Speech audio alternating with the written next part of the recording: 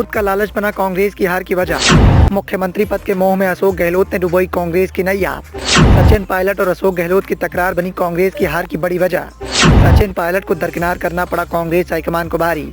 राजस्थान विधानसभा चुनाव के परिणाम सामने आने के बाद कांग्रेस को तगड़ा झटका लगा है, तो वहीं बीजेपी हाईकमान की धमाकेदार जीत होती हुई दिखाई दे रही है। बीजेपी की धमाकेदार प्रदर्शन के बाद अशोक गहलोत पर कई सारे सवाल उठाए जा रहे हैं। साथ ही सचिन पायलट और अशोक गहलोत की तकरार भी कांग्रेस की हार की बड़ी वजह के रूप में सामने आ रही है।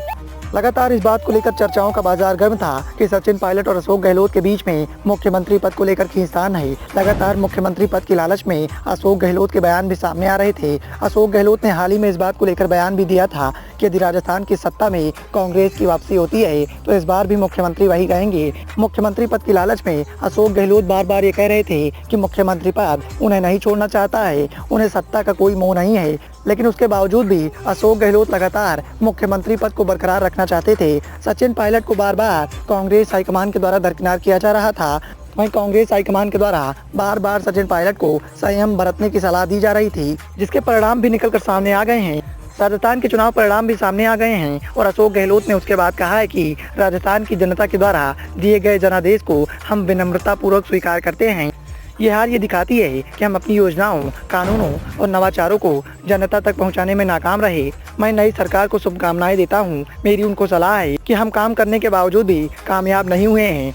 इसका मतलब ये नहीं है कि वो सरकार में आने के बाद काम ही ना करें। ओपीएस, चिरंजीवी सहित तमाम योजनाएं और जो विकास की रफ्तार इन 5 सालों में राजस्थान को हमने दी है वो इसे आगे बढ़ाएं। मैं सभी कार्यकर्ताओं को धन्यवाद करता हूँ जिन्होंने इस चुनाव में पूरी मेहनत की और हमारा समर्थन किया।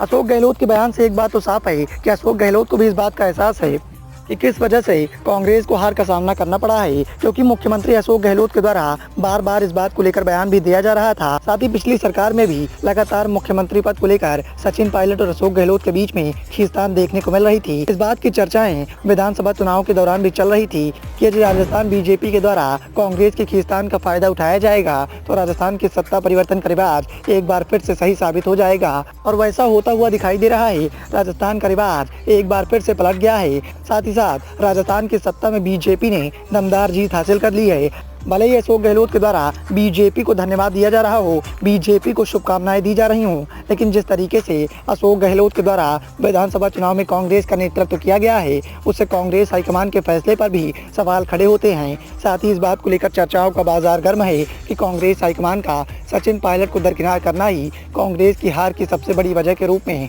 सामने आया है। Bureau report, the noise of India.